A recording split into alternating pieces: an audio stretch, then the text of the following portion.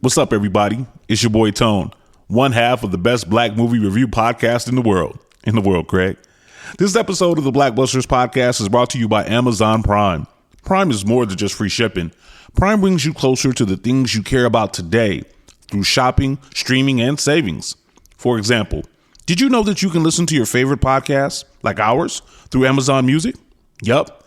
You can also watch your favorite movies, like the ones we review on Blackbusters on Amazon Prime Video. Yup. But it doesn't stop there.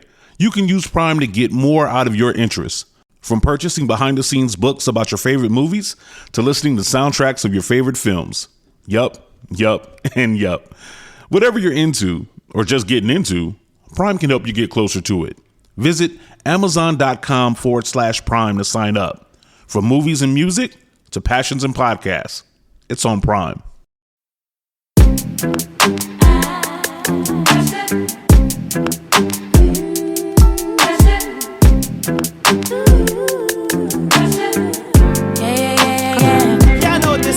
You are now tuned into Carefree Black Girl podcast, where we discuss everything carefree, black, and girl.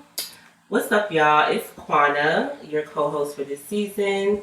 It's been a decent past few weeks. We alivin', we thriving, and yeah, I'm just happy to be here. Yeah. What's up, y'all? It's Nika. This past few weeks, I've really just been preparing for the new year. Like, I've been trying to get a new job, trying to get a new place, trying to get just new everything for the new year. So that's what I've been on.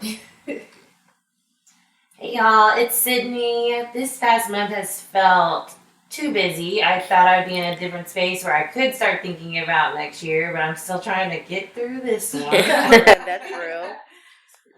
But, you know, blessings nonetheless. What's up, y'all? It's DJ CANDYRAINE. You know, I've been trying to take this month to kind of recharge because my past 2 months has been crazy, as y'all heard on the past couple of episodes. And if y'all haven't, go check them out. But nonetheless, you know, I'm kind of in the space between Sydney and Neek, where like I'm taking care of business this year, but I'm trying to, you know, get ready for next year. So, you know, I'm just alive and thriving as well. I'm happy to be here. I'm just happy to be here. Like, nonetheless, I ain't even trying to put too much pressure, like, you know, on myself, because it's just a crazy time for everybody. It definitely is. You know? And yes, y'all, so this is Quana again. I heard y'all questions, comments, concerns. So another thing that's up in Carefree Black Girl land is y'all know, if you don't know the backstory of Carefree Black Girl, we all know that I'm the founder of the Carefree Black Girl movement. I own a trademark to the words. However, this lovely young lady, Zeba, was one of the first people to literally tweet #CareFreeBlackGirl. So she became mostly known for coining the term, if that makes sense. She's a writer. She's a lovely immigrant. She's a beautiful, dope woman. But she does not own the rights to Carefree Black Girl. However, she is a writer. She released a book recently. It's called The Essays of a Carefree Black Girl, y'all. I know y'all been hitting me up about this, asking like, oh my God, what is this? Is there beef? Is she affiliated? Technically she is, but at the same time, I allow her to do her thing because Carefree Black Girl would be on the level it would without her, but I don't think that we would be as strong without her having tweeted those words. Me and her have had conversations. There's no beef with us. I personally think you guys should support her as well as support the brand, because supporting the book only helps push the narrative of, you know, the Carefree Black Girl movement. And y'all, it's Essays of Carefree Black Girl. So this is, you know, one woman telling her story of what Carefree Black Girl means to her, what it looks like, and how it relates to her and her journey. So look at it as that. It is nothing negative. I definitely want y'all to support. I knew it was coming out 2 years ago. We've already had conversations about it. And, you know, in the past, I know people have been like, you know, this person got a podcast. You just should do something. With this particular situation, I look at her as an ally and as a sister and the creator of the movement, because without her, we wouldn't be as strong. So just like the feminist movement, y'all, just like the Black revolution, Black elevation thought. It's all a thought. I believe in divine synchronicity. I don't feel like the universe, the ancestors gave me alone this idea of building something new for Black women. That is Carefree Black Girl. So again, I love everything she's doing, and I encourage you all to support. Again, the book is called Carefree Black Girls, Essays of Carefree Black Girls by Ziba Blay. Please support it, y'all. And, when Carefree Black Girl drops stuff, please support us as well, because we're all like one big movement. So, again, that's what's up in Carefree Black Girl land. I know y'all have been sending messages. I've been getting the posts. But I personally think it's all good things because it helps the whole. All right? That's what's up. Love. It's just ice, baby, ice, baby. I know you sick of the sick. I spent the mill on the kick. Water dripping on the tits. Look at the brick on my wrist. Ooh, I'm excited about this one, because y'all know it's my girl. It's the Carefree Black Girl of the Week. None other than Missy Elliot. Yes. For those who may not be aware, our girl Missy has a star on the Hollywood Walk of Fame. Yes, girl. Yes. All right, now I got a reason to go to Hollywood for real. Nah, but that's super duper dope. I think it's important, and I think for a while we were all complaining about her not getting her flowers, and then she started giving them to herself, and we were like, you know what, let's join in on you and just flower you with them. And I think this is, definitely just a highlight of that. So super shout out to my girl Missy, man. I hope I get to meet you one day, for real. Yeah, me too. I would cry. Yes. I'm gonna, if I cry when I saw 2 Chainz, I'm gonna probably pass out if I meet Missy, like. Sprinkling that for you. She's not here in Atlanta with us. She is. She does. I just gotta see her in like a Walmart randomly, like, yo. But yeah, that's super duper dope, man. Super duper fly. That she got her name on this on that. So she's it makes sense because she's like an icon. Like, people are gonna be talking about Missy for like 30, 40, 50, forever. Going on, because she has such an impact not on music, but like the culture, especially like the dance culture and like music videos and writing, production. Like, so we're definitely gonna be talking about Missy. So it just makes sense to have her stamped like that. Yeah, I definitely appreciated like the press that she received around her star. Because I mean, some people don't, you don't see it when they're like, okay, this person got a star on the Walk of Fame. But right. I love that all the publications highlighted her. Almost every Black-owned essence, everybody was running an article, and I appreciated that because she deserves it. As they should, exactly.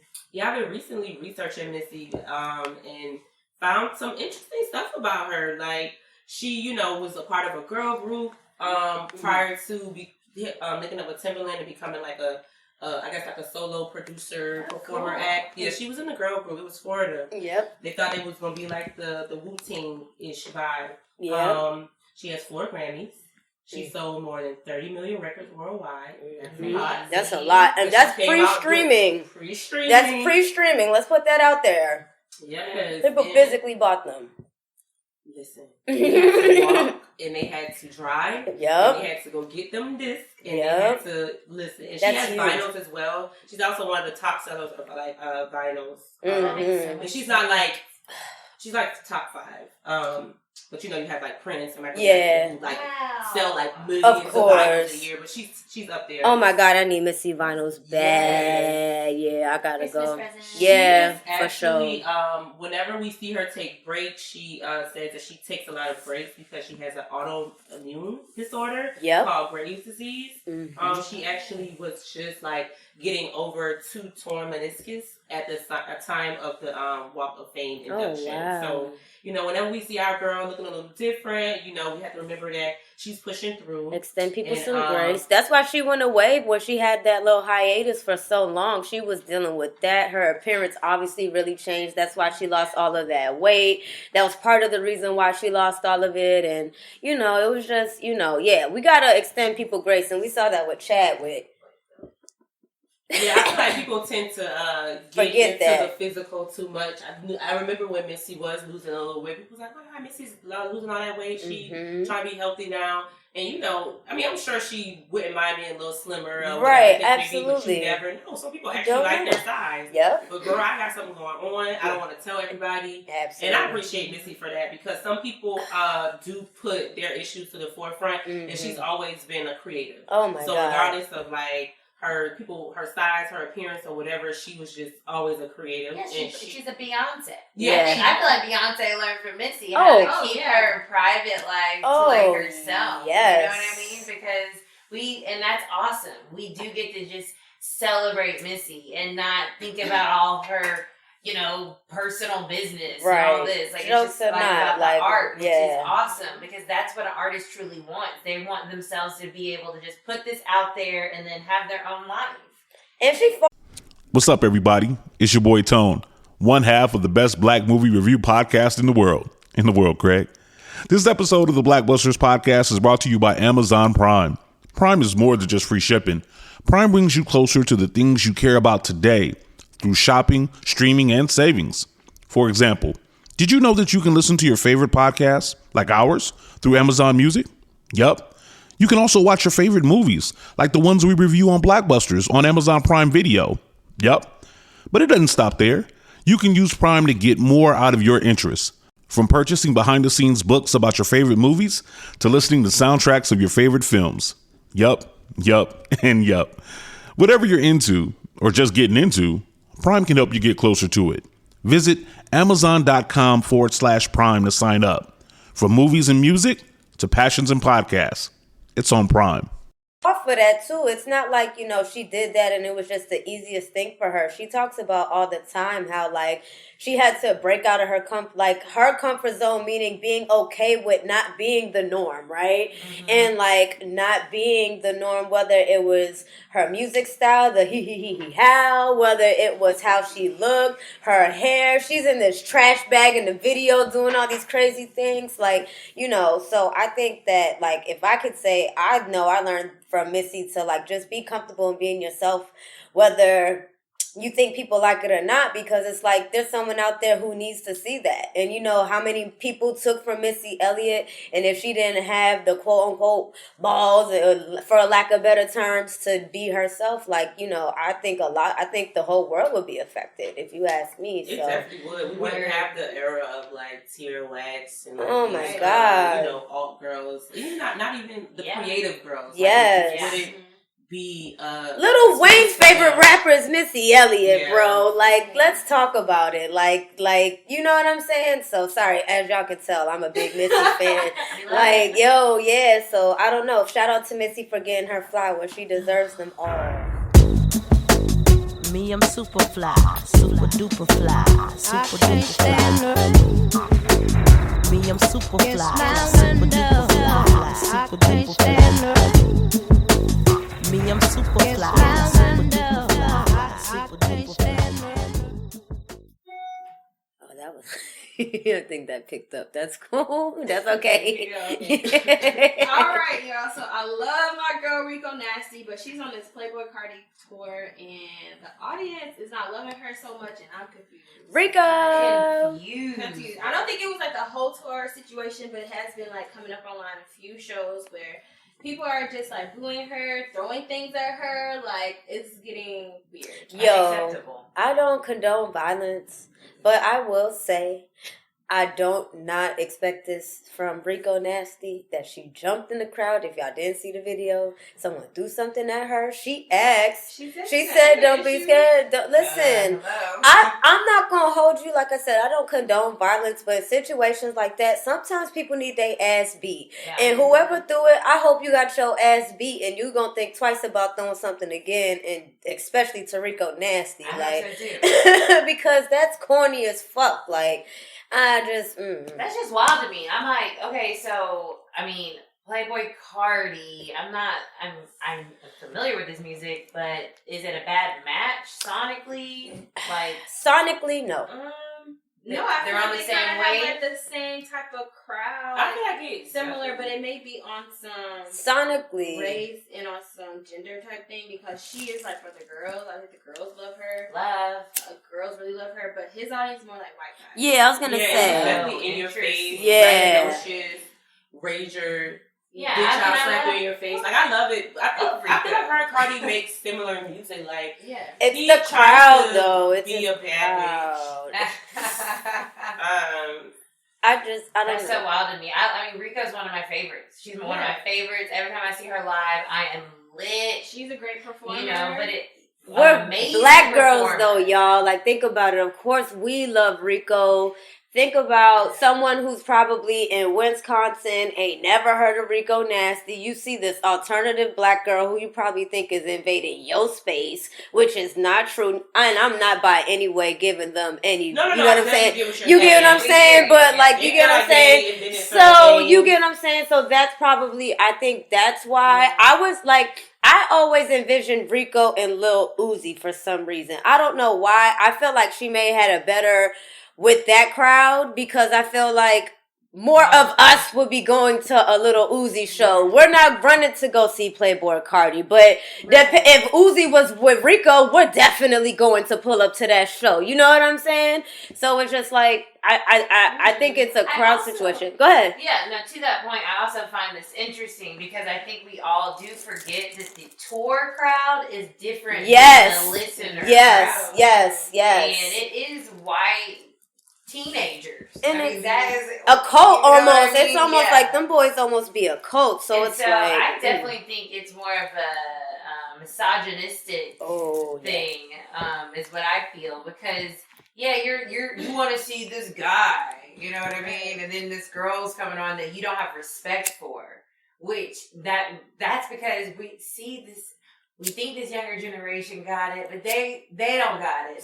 Some of them don't. Some of them don't. Okay, so I do have a question. I don't know. I feel like we attended shows and we saw the artists that we didn't really like, but we had like that level of respect for them. Right. Is it a thing where like you should, as a concert goer, respect all the acts that goes on, or you can just be belligerent? Like say that. Like there is an etiquette. Yes, there is an etiquette. I feel like people lost that. That's a great question. Yeah. The etiquette to shows. It's like, girl, we gonna appreciate everything.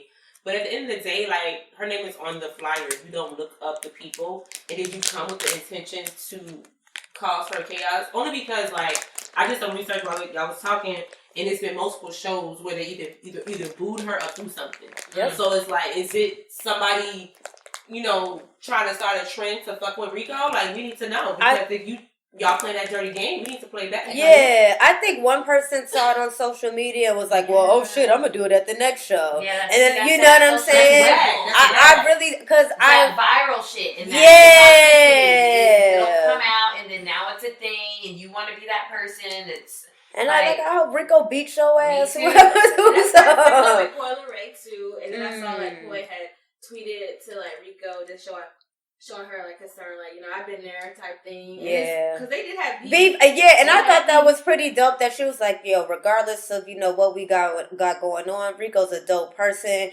And you know what I'm saying? Y'all need to get up there and respect her. You absolutely right, Nika. Like, that a lot of people kind of started speaking up for her, and as they should, because I feel like it's Rico. Like, right, she's amazing. When I met her at Afropunk, I was like, oh, she's just as cool as I thought she would be. See, and that's important. That's important because you'll meet a lot of these artists. You'll love them, admire them, enjoy their music. You meet them, and it's like, ew, I like you. Right.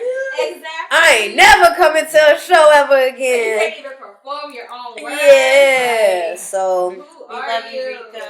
Yeah, we love you. Yes, Rico, we love you. I'm at your next show, girl. Yeah. You coming in December? I'll be there. Yeah, we're gonna go. We're gonna pull up. We're gonna pull up. Yeah. We coming to Atlanta in December. We're coming to Mosh, man. Some way, somehow, we gonna support our girls. Yeah. Okay, and if you listen to this, make sure you cop a ticket when CARTI or whoever comes, or you can see Rico's name on any bill. Just support her. Just support, man. For sure. All right. Ooh, y'all. I'm still recording. Mm-hmm. Okay, so that speaking of concerts, So I know we saw the world saw the whole Travis Scott Astroworld fiasco. I definitely want to start out by saying, like, RIP to the victims, the people who lost their lives, anybody that was hurt or harmed, that attended the concert. My sympathy is with you all. As a performer myself, I will say that there's just no excuse for anything. I just will hope that, like, people can go to concerts, see their favorite artists, and be safe. But yeah, you all, just to recap, that was some shit. For sure. But anywho, Travis Scott had a 50,000 person concert in Houston, Texas, that essentially turned into a mini riot and it just hellfire. He tweeted at the start of the concert, most of the tour stops of Astroworld is sold out, but we want to try to get the wild ones in. He said things to the effect of, like, even if you got to rush the doors, y'all can get in. So Astroworld, as soon as it started, we saw reports on Twitter of people, like, rushing the doors and things like that, trying to get in. By, like, 7, 8 o'clock, there were reports of people, like, passing out. One girl started to tweet that she fainted, woke up, and she's a medic, and so she started to try to help people who were, like, fainting in the crowd. Reports are coming out now that the Dallas Police Department, not the Houston Police Department, sorry, Dallas, made a call within 40 minutes of Travis Scott's set telling him to stop. I don't trust the police, y'all, so this ain't no endorsement for the police. I don't know how true that is or not, but they're saying that they did call, they have a record of it, and so this had to be, like, at 9:40. So the show was over earlier than what we saw, but it was people reacting and coming out. So they said they tried to stop at 40 minutes. I don't know if he stopped at 40 minutes, but they tried. I thought it was, well, you're right with the police. They could be lying. You know what I'm saying? So I don't want to... I heard that, they called it in and then he continued performing for 40 more minutes. Okay. Yeah. So... This episode is brought to you by Undeniably Dairy. Dairy farmers are more than farmers. They're climate caretakers. They see water as a precious resource. Most farmers recycle water up to 4 times, from chilling the milk to irrigating the crops. And some even use technology to turn manure into renewable energy. To learn more about what dairy farmers are doing to make their farms more sustainable, visit usdairy.com. Yeah, so no, that definitely got lost in, but a lot of people kind of have that, so that's good that we clarified that. It's really interesting. We don't know, like I said, when you're performing, I would say, y'all, sometimes you cannot see the crowd, you don't know what's going on. But typically, like, when you have a headset on and they make calls or they make, like, directions, somebody on stage is telling you, like, what's happening. So, I'm disappointed that, this happened. Travis Scott, I'm not going to act like I'm a big fan of his music. I'm not going to act like I'm not. I hear his music, probably got a song on the playlist here and there. Hate it had to be him, but I do think that there is some fault here in the way that maybe he enticed his fans to behave. And you guys feel free to chime in, but Astroworld, there was a fiasco. Yeah, I spoke on this radio station on Sunday as an event production special. Yeah, hey, okay. But yeah, so now I was speaking, and they were just asking, like, who is at fault? And I say it's equal opportunity across the entire board. And that starts with Travis's environment that he creates. Yes. And that also has to do with the fact that he has a microphone. He is the one in charge of that crowd, essentially. Mm-hmm. And then it also goes on with all the other aspects of the production. Yeah. The production team, the security, the police, all of those people didn't do their job effectively. And therefore, that's why the situation occurred. If everyone was doing their jobs, including Travis Scott as the artist, that could have been avoided. And that's the problem. Because if they rush those gates, you shut it down then. Why is it still open and available when the perimeter has been breached? That's not okay. So that starts with the production team and the security team, first and foremost. That's what I would say, like, production, the security for sure, because it's like, how much security do you really need for 50,000 people. A lot. Way more than what they had. Yeah, I just cannot. And we've seen this whole year all these festivals having overpopulated. So it's like you knew this was gonna happen. Like we haven't been to shows in a year. Like people want to go to Astroworld, and it's all ages. Like that's what got me. I'm sorry, y'all. I think that there was a lot of fault on the, like you say, all parties involved. Yes. Whoever okayed this all ages event with 50,000 people there, like that. So hold on. So I heard that. Excuse me. The event originally wasn't supposed to be for 50,000 people. The event was supposed to hold a couple thousand less than that, but obviously you had the people who snuck in and things like that. So, you know, like y'all said, from up jump, that puts folks So, I'm going to be real with you. Travis Scott had 49,400 and something tickets sold. Yeah. So they knew this was going to be a 50,000 person so, event. Okay, so maybe so, but I don't know. I know he sold, but it wasn't like a lot of like, it was like they said a couple dozen people snuck in, like, you know what I mean? Well, no, it was plenty. It was a lot. Even if it was 400, you already sold 49,000 tickets. Yeah, see, I don't know. I gotta see that number because that's fucking wild. They said that they only had about 2 to 4 ambulance on site. That's dumb. The only reason in Brooklyn that Carefree doesn't have to have an ambulance with 1,000 people is because the precinct is right there. Typically, you have to have at least one, ambulance. You gotta have a certain amount of cops per people. Exactly. It was badly staffed. See? Yeah. That's what were obviously money hungry. Yep. And I think that there's fault on multiple parties. Like you said, Sydney, before we get to the artists. And that's what I was going to say, too. Like, the artists literally, sometimes when you perform, I remember when we performed with Megan. I pay people to take care of this shit. I just could not see. I could not see the crowd. I just was performing. Oh, absolutely. Yeah. I was performing. Boom, boom, boom. If I saw one little eye at the front, I'm looking at you, but you really sometimes you can't see what the however sometimes when the stage is set. You're the artist. You're supposed to be up there performing, and like, you know, not for nothing, there's 50,000 people, and to be fair, we're all eye level. Nobody is raised, so you can't tell what's going on in the back of a show. Like, you know what I'm saying? So when I hear things like there was only 2 or 3 ambulances, like even if there was less than 10 ambulances on deck, that's dumb. Like that, you know, I think as an artist, because I'm an artist, I pay people to take care of things and make sure these things are in place. You know what I mean? Right. So again, I'm not placing the blame just on them, but it does start somewhere. And I hope that this can be a unfortunate, hard lesson, like learn, and that these shows going forward, when it's these big old crowds like this, and know that we could not be playing and risking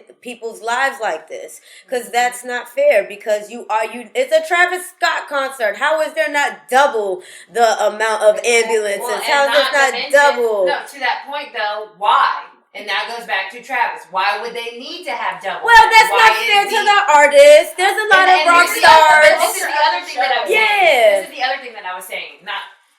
It's also on the fans. Yeah, okay, cool. Fans are, when I say everyone has equal blame, quote unquote, the fans are included in that. Because you gotta watch the person beside you, and you have to care about humans.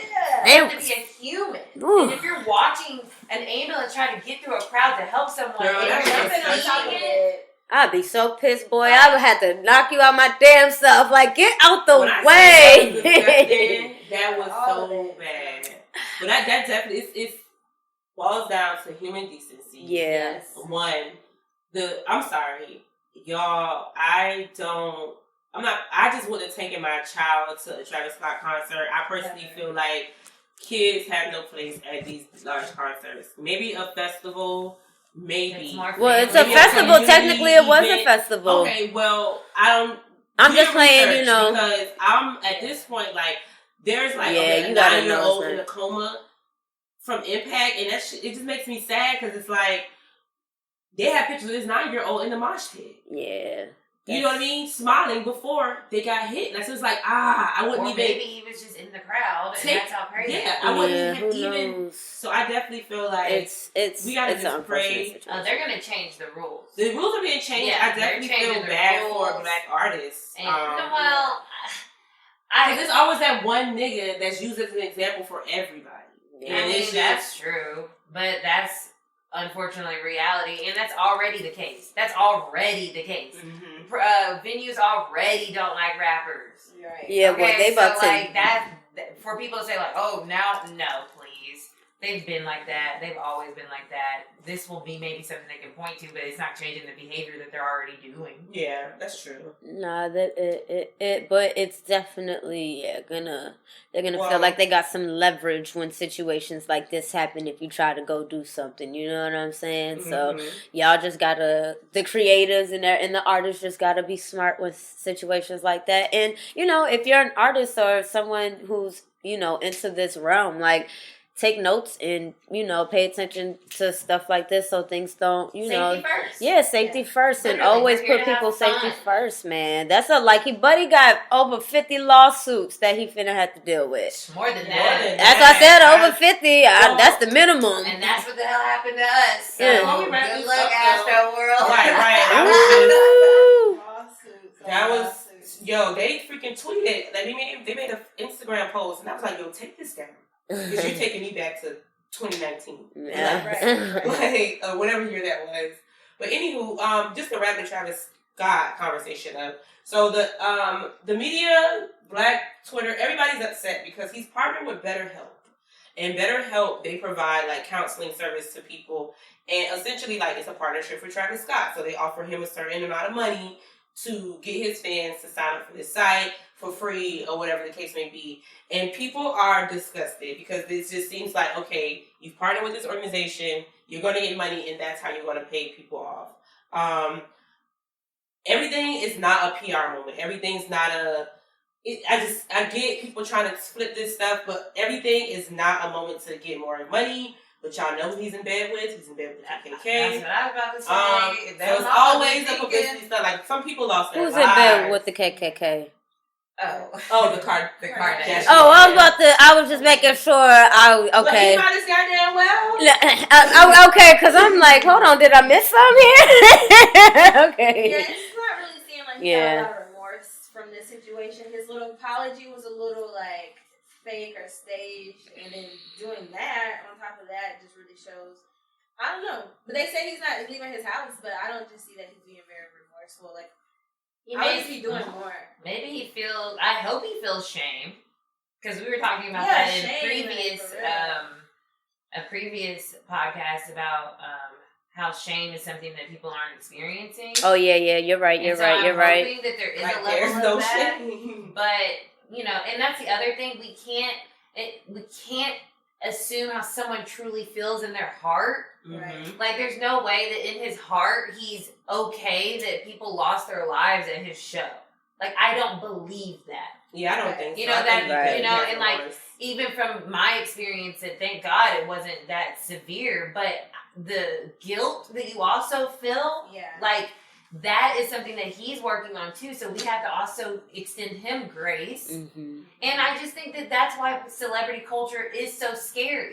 Because their humanity gets taken away from them. And now all of a sudden he's over here sacrificing lives. Yeah, that was, and like, so many opinions right now. I just, so many, like, theories. So the thing that is, and here we were talking about like synchronicity and all of that stuff. He released the track earlier that day. So that's what really got the conspiracy. Track that day and the was promo. Fire. I literally put it on my playlist. So it's like, and it called Escape. No Escape. Yeah, Escape Plan. Escape Plan. So when you have, I get why there was conspiracy theory. Like, I get it. It made it so easy. Yeah, I mean, I didn't listen to it. I didn't. So good, but it's like, it makes you think. Yeah. I saw that video of that boy in the car. He was like, it felt like hell, bro. Yeah, I was like, oh shit. Like, every time I listen to that song, my mind goes back to that. I know it's easy to do that, but we also create that.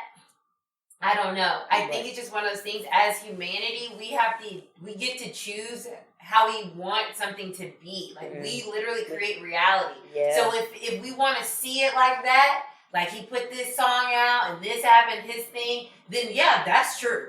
Or it can be, it's like, that's why it's scary. That's why the internet is scary. Because it can get everybody thinking a certain way, and now it just makes sense, right? Yeah, it does. And there's nobody to, but that's why I was just saying, like, to kind of go back to what you were saying, that's why the conspiracy people was going crazy, because it was almost like this is an alley-oop, like, could it not be? But I don't think that he's out here sacrificing people, and because how is he gonna get rich if he's killing his fans? Like, he made $1 million off of Astroworld in a day or something, and more than that.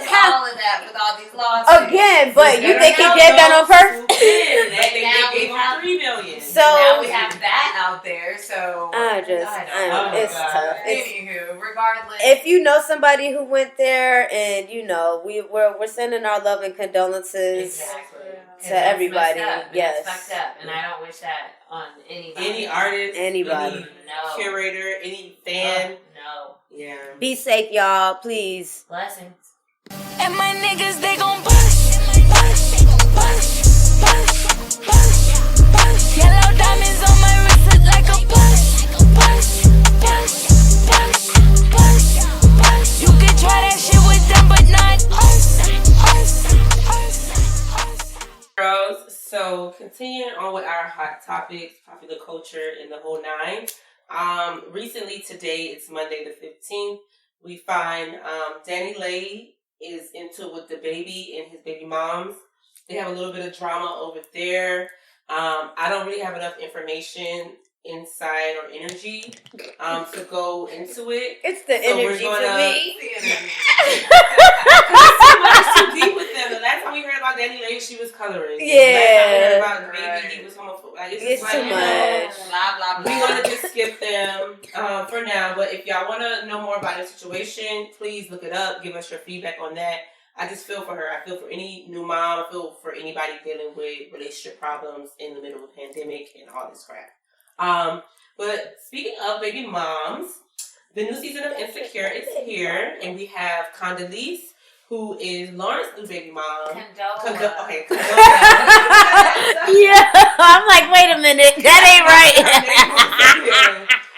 Who is Condola, who is Lawrence's baby mama. Says Condola. I'm crying. But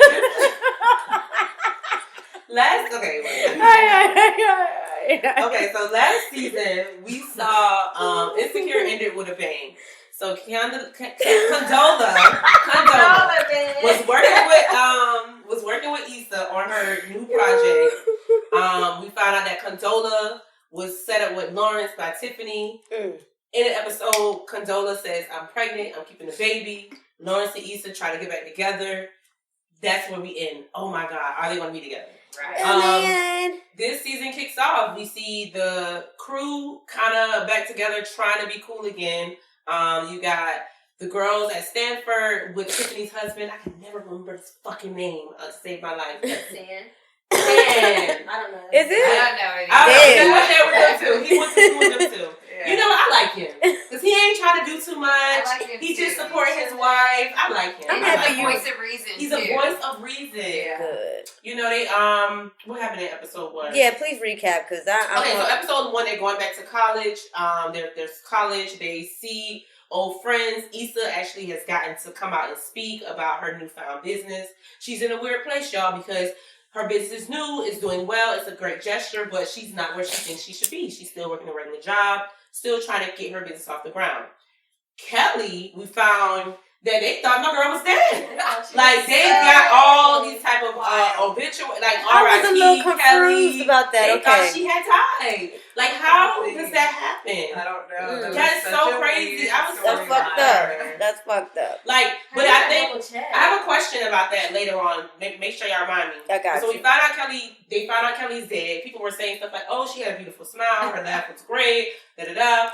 And then, you know, we kind of get a little bit more insight on Tiffany and Stan's relationship because she was there. Derek. Oh, Derek. God.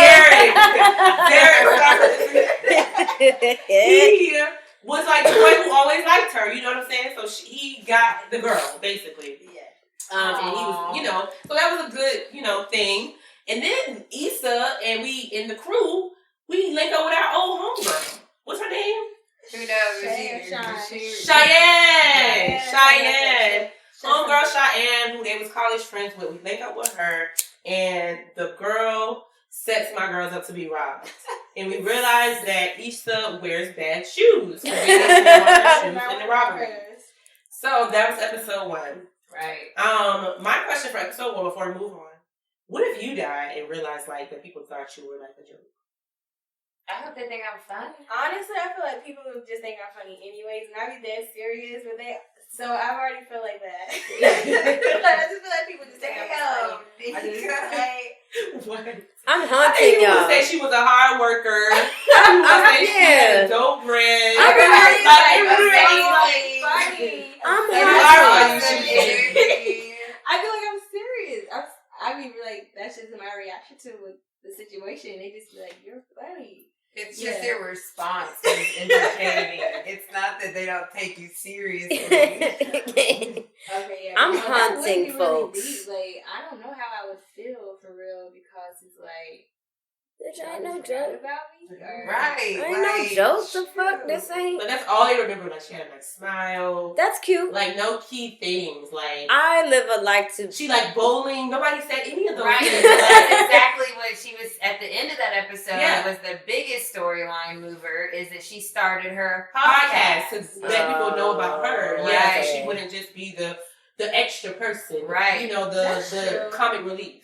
Right. And I think that's finding her purpose. I think that was about that too, because you know, as her story arc has grown, she has always been the joke, or she's the laughter, or whatever, and we pointed that out in previous seasons. Yeah, like we wanted to see more Kelly. Yeah, why does she have to be the one to pee on herself? You know what I'm saying? Right. I wonder if she's gonna get her own show. Like a come to Jesus moment when you come to your class reunion and they think you're dead, and you're like, wait, but maybe I haven't lived yet. Right. Ooh, do y'all think this is going to be the end of Insecure? We want to get into Secure. Yeah. Ooh, Secure. That'd be cool. Everybody's like finding their footing. No, but that's because I'm like, what if like a lot of people do say that they want to see Kelly, so that's why I was like, what if what if they're setting her up to like maybe get her own like spinoff show or like something like that? That you know, would be hilarious. You could, because you know, I feel like maybe it could potentially. Sometimes art imitates life, so it could be like a weird thing. It kind of goes back to all her jokes that she was talking about, had. all the little side things she was talking about, and then actually shows the experiences.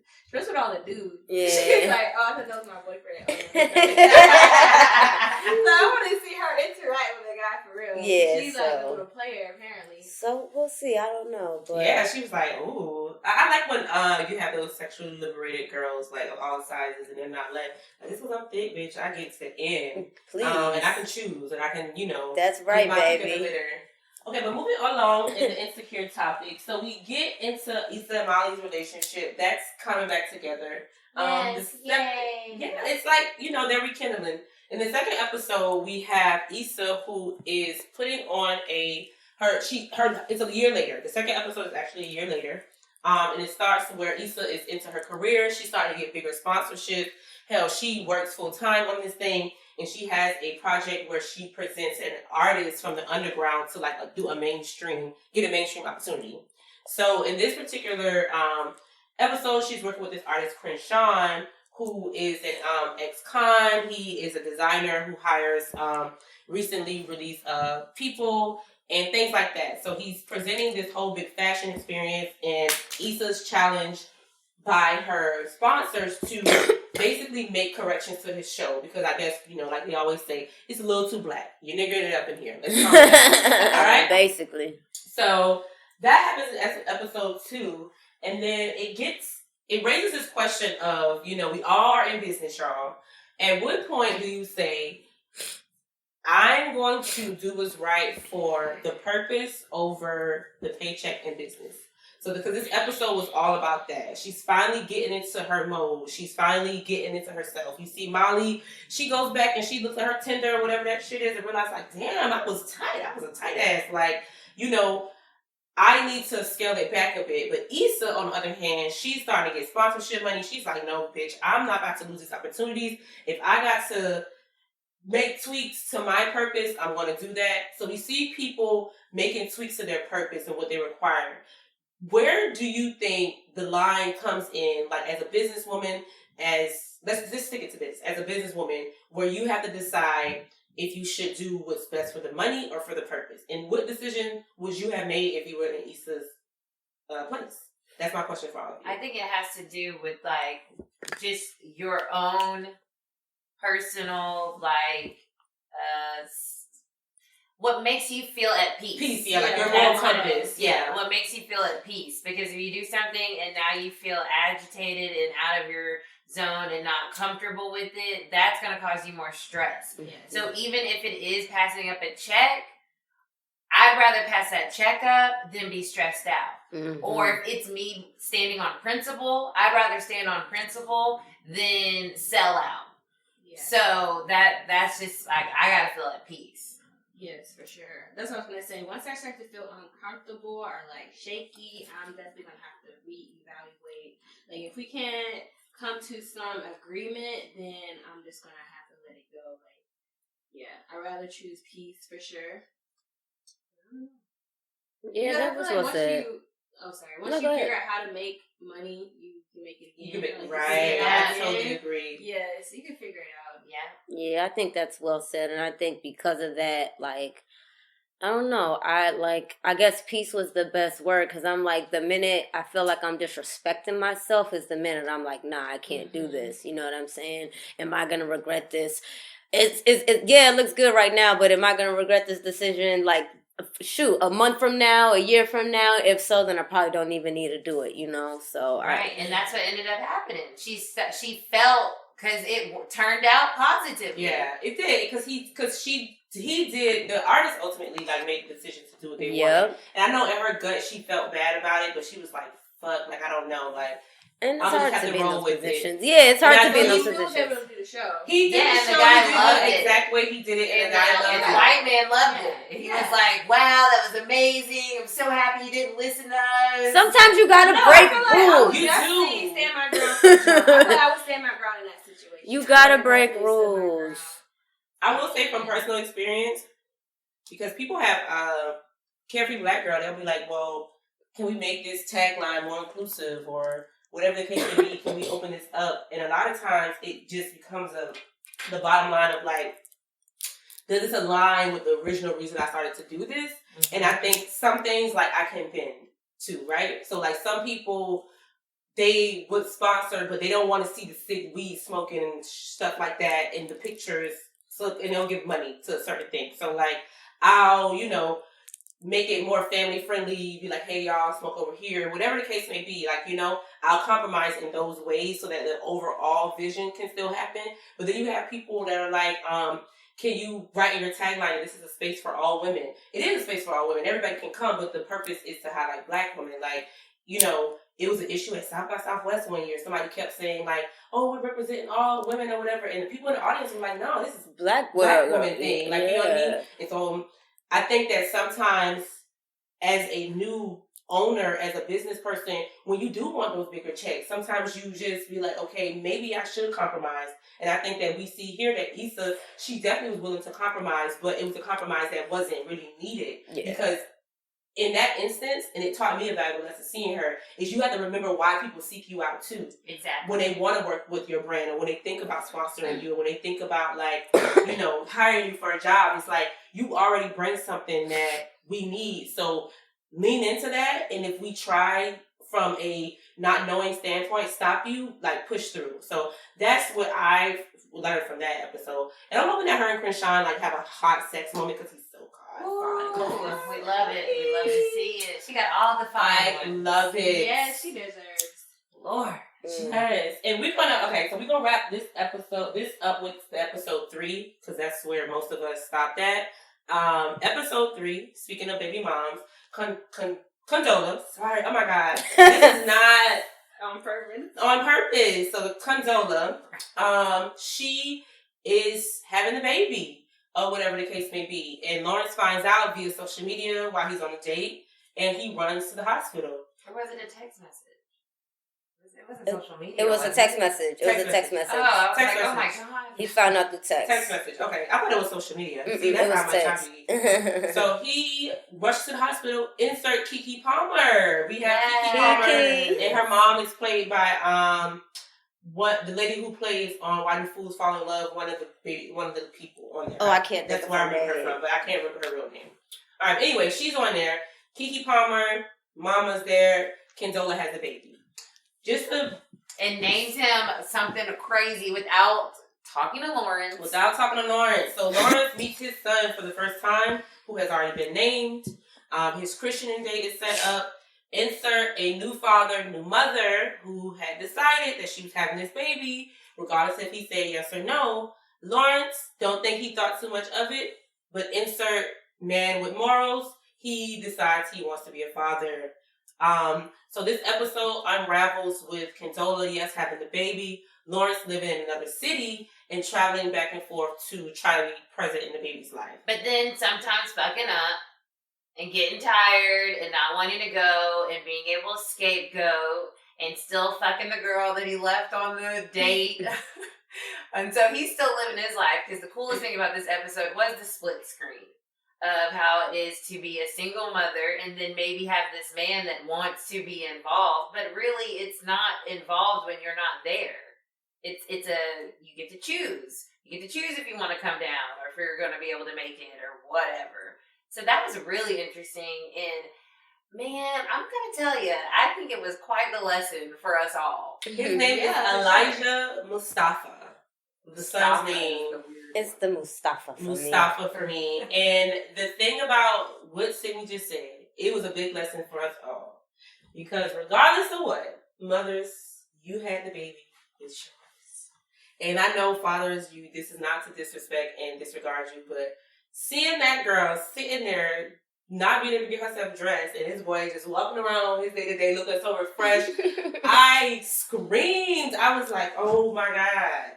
Like, how does this add up? Like, how does it add up? Like, he did it on purpose? He did it. No. So this episode basically shows that he was living his life, and she was pregnant and preparing and becoming a mother. And when he saw the baby, he realized, I have a baby. I want to do better. But she's realizing for the first time, like, this is hard work.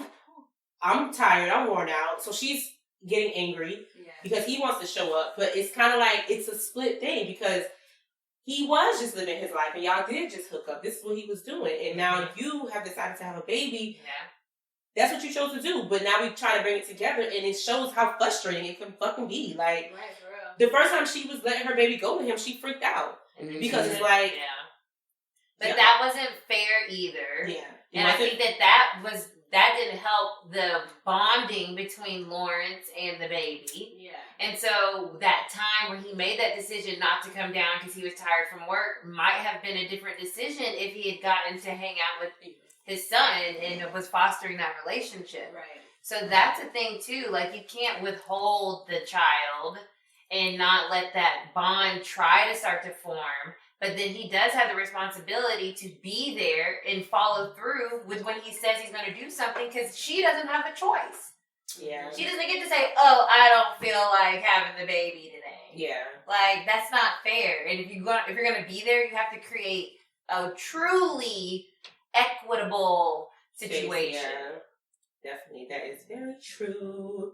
But it looks messy and I don't want that was a little tough one for episode 3. And that's where we're going to stop. Like, I guess my question for you all is, would you have done it? Would you personally have decided to push through and keep the baby? And do you think, I guess you guys kind of answered this already. You feel like he's not as wrong as he's coming off, considering that she was like, I'm doing this on my own. And he's having to like snap into it, which is, nobody is prepared for, you know? Yeah. But she did make a decision. So what are our thoughts on that? Like, does he look like a bad guy that we thought he would think he should be, because it's like, I'm not really mad at him. I'm mad. I feel like he... I think it's one of those situations where both parties played a role in it. You know what I'm saying? So it's like you can't play it to try to place blame on one of the other is silly and it's just going to waste time.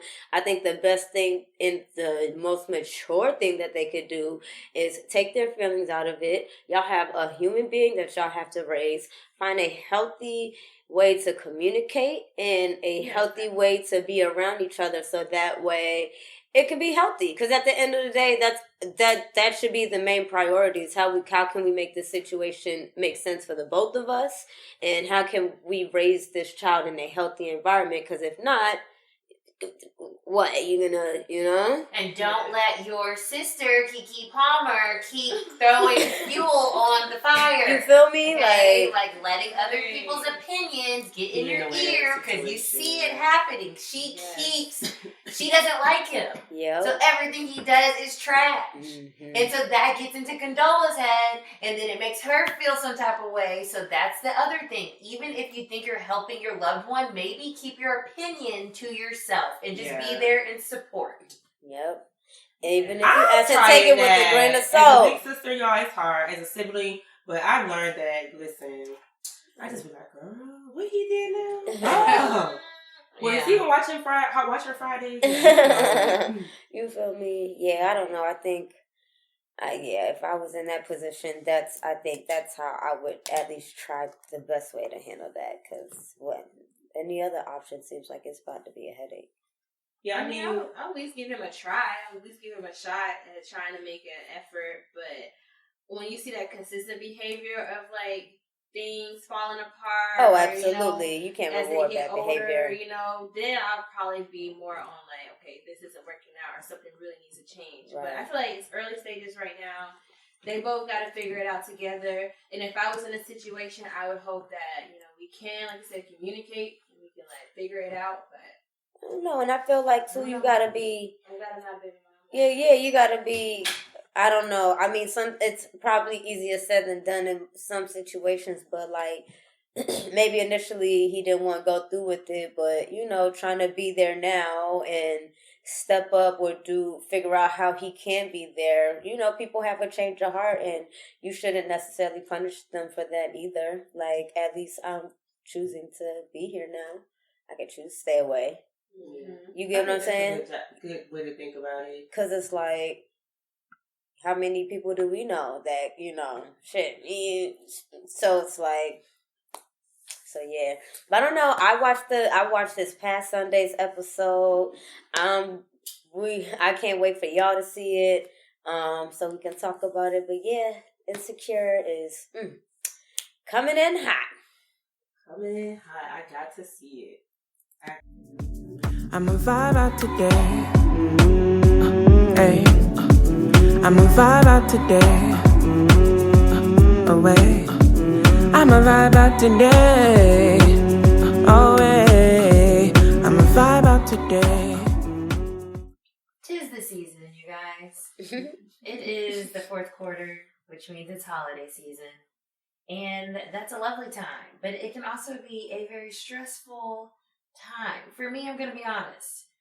I think that as I'm in this weird, trying to get my personal life together, the holidays are just not fun for me. It doesn't excite me. It makes me feel stressed out. It makes me feel like all these obligations start popping up and you got to be happy and all this stuff when you're just trying to get yourself together. So with all that, I try to figure out, like, how am I going to keep myself together and maintain my sanity and not lose it during this time period. So I think with me, and I'm interested to see if you guys have any mechanisms. Obviously, I'm going to continue meditating. I'm going to be super vigilant about that. Just to keep my peace. Once again, there's peace again. Common thing. And just not overextending myself. Like, even when it comes to Thanksgiving, I'm only going to maybe cook one dish. I'll help. But I'm not going to say I'm going to do this, and this. Because I don't feel like it. That's very true. Well, I don't know how to cook that. I know how to cook, but I'm not like a known cooker in my family, so I won't be asked to do that type of stuff. I guess for me, it's a lot about like personal. What are you doing now in your career? Who you're dating? Are you getting married? Those type of questions. I think that my tips for navigating that type of stuff is definitely like going with the mindset like, if I don't want to talk about it, I'm not talking about it. If somebody comes up to you and be like, hey girl, what's going on with so-and-so? Honestly, my sister, she's a Capricorn. Make up something. Oh my God, I told you that. Girl, I'm just playing with you next time you see them. But in that moment, if you just gotta like say something to get them out of your face, that's a good tactic to have. Mm-hmm. But I also just have started just saying, oh girl, everything's going well, like being very short or just not really talking about it. Like dating, girl, he's fine. I don't really want to talk about that right now. And if people keep going, be like, what's going on with you? Try to push the topics back to the person when they ask more questions, because a lot of people, relatives, they like to get in your business, but they don't like to talk about their business. So a tip that I always use is I'll try to be brief in my answer, but then like shoot it back at them really quick and say, what's going on with you? And if they don't want to talk about it, then that's the end of the conversation. You don't got to keep talking about you. That's clever. That's my tip for family, because I always get it. When are you getting married? What's this poly thing we talk about? What does that mean? What if he likes it? Like, people literally come at me with the craziest stuff. And I'll be like, goodness, I can imagine. Like, I'll be like, oh girl, I don't really think about it. I'm not really trying to think about it. Here, let me get these screens. Like, I really am that, I've become that person, because I used to show up to every, like, conversation, argument, shade, everything that was thrown at me. And like last year, I was so tired I couldn't do it. And me telling people like, girl, I just came to eat. It worked so well. Fact. Like it worked well. And I think that like, don't be afraid to do that. Like that worked a charm. So yeah, that's my tip when navigating family during the holidays. I don't really have nothing else to add to that besides, like, don't give a fuck about what these people are asking you. Like you said, don't give a fuck, give them a short answer. And, like, even if they force you to try to give them a real answer, like, fuck them. Like, if you stand on whatever you got going on, too, you know what I'm saying? Don't make nobody shame you and what you got going on. So this is my question for you. When somebody, like, what's your advice to somebody who's, like, going home and like, oh, girl, you getting real thick. Oh, I get that all the time. Well, or you, my thing is I'm getting small. Like, you ain't eating enough. Like, yeah. I be like, well, I know. I mean, sometimes you feel a little shame either way. You know what I'm saying? But it's just like, well, what you got going on? Like, you get a little thick too. I'll clap back. It depends on which family member it is too. Right. You know, every family member is different. When I was in college, my weight fluctuated. You know what I'm saying? So, you know, I also am a jokester. I will crack on myself so that way you can't crack on me. So if you ask me a question, I'm about to nip it in the bud by making the most flawless joke that I can about myself, so you can't say nothing else about me, and we're going to keep it moving.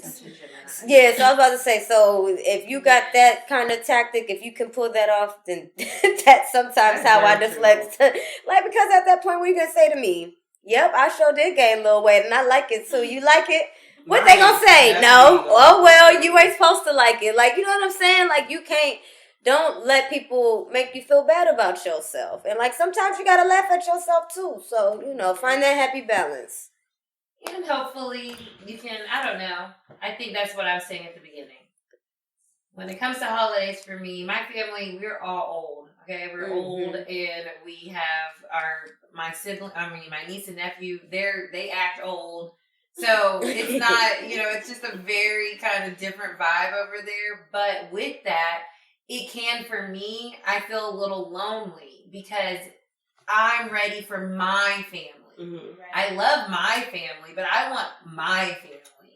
And so that's why I just want to do my best to just kind of like try to keep because I realize I think I do have a little seasonal depression because I don't like the cold. I don't like how dark it gets so early. I do need the sun. I already am vitamin D deficient, so I realize I don't go outside in the winter because it's cold, and plus the sun, there's no direct sunlight. So I'm realizing all these things about myself, and that's, I'm like, oh my God, for the first time I'm self-aware. I'm like, the holidays are not fun for me. Mm-hmm. And so it's like just trying to be continue with my routine. Exercising is going to be the main thing. Yo. Yes. And so, yeah, we'd love to hear some tips, Candy. Got you. So we can, keep because like we talked about, your mood is also in alignment with your exercising. And you can boost your mood just by exercising. 15 minutes a day. And so, I have to keep doing that because I will get into a little slump and feel all wow. I think that's definitely so if I could be transparent, I was kind of real busy this past 8 weeks between September and October, and I didn't really get a chance to work out, and I felt it. And these past 2 weeks, I've been trying to get back on my workout regimen, and today was week 2 of it, and baby, my mood has just changed. And it's just about moving and channeling my energy. And if you're someone who's in your head a lot, or if you're sitting down and you don't get a chance to move, just move your body. It feels good. Maybe you don't go to the gym and lift weights. Maybe you're in your room and you're taking a Zoom class. Maybe you're going to a boxing class. Maybe you're in your room shaking your ass for an hour. Whatever helps you feel good, I would definitely do that. If it's sitting in silence for 15 minutes, in the morning. A lot of people don't take the time to do that. Don't forget some of those little tricks as well. Don't just hop to your phone. Hit snooze for a little bit and, go in the corner and, you know what I'm saying? Don't let Twitter and all these text messages and stuff influence your first minutes. You didn't even have time to thank the sun for being out. You feel me? So little things like that I think are important to keep in mind, especially during times like this. It's going to be very easy to be influenced and depressed. It's cold. People are going to be doing things. People are not going to be doing things. You got family. So it's know your triggers and take care of yourself and put yourself first. And that goes along with your mental health. And then when it comes to your physical health, if you're someone who's not sure where to start, if you're comfortable taking classes, start off with maybe finding a class in your area, right? And try that out. Maybe you like it, maybe you don't. But you got to try it, right? And don't wait until January 1st to do it. Figure it out in December if you can. That way when January comes, you already in your mood and you already know what's working for you. If you don't like classes and you're someone who needs a personal trainer and you got the money for it, stop spending your money on bullshit and go get you a personal trainer. They have plenty of body challenges. I put some out. You can do simple things like that. They got so many things on YouTube. They have apps. There's so many ways to just be. Go ahead. Well, I have a question. Yeah, go ahead. Mm-hmm. So, because I was just thinking, today, it's my lady time, and I'm not feeling it. I know. Don't want to work out, but I know I need to do something. So, what is a quick heart rate thing that is effective that you could do, and I could feel okay, I did something. Is it 100 jumping jacks?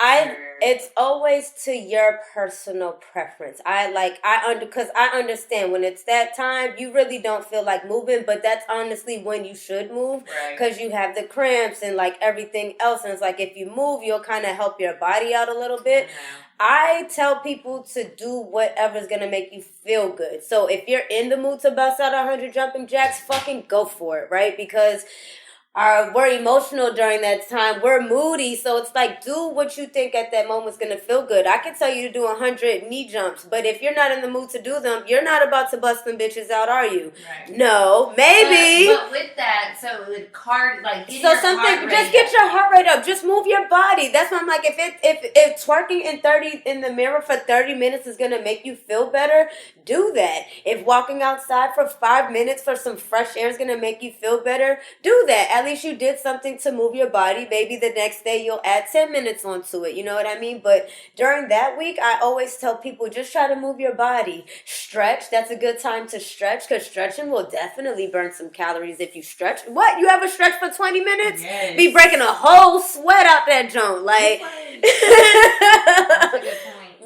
So it's that's why I'm just do whatever you feel. If you have access to a pool and you don't mind getting your hair wet, Go swimming. Swimming is the best if you know how to swim. If you don't know how to swim, go get some swimming exercises. It is the best form of exercise you can ever do in life. And it can save your life. So, those are some of my but yeah, I always just tell people, like, just get moving. Like, the biggest thing that you can do is move.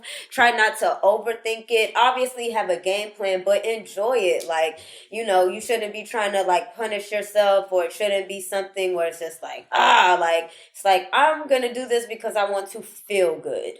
Always go into, like, saying, I want to do this because I want to feel good. I love that.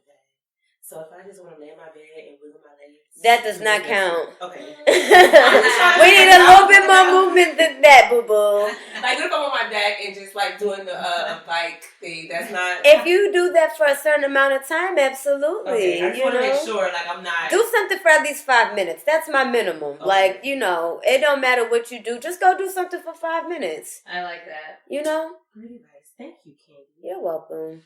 And if if y'all really need suggestions on what the hell to do, like, please don't hesitate to ask me. I'm going to try to, like, put out more stuff. And now, I've been doing a little program with Nika and kind of test running that. So, got some things in the work. But, like, move, y'all. Just move. Just start moving. It doesn't matter what age you are. I don't care if you're listening, you're 21. I don't care if you're listening, you're 41. Like, everybody should be moving. Move your body. I promise you, it'll help.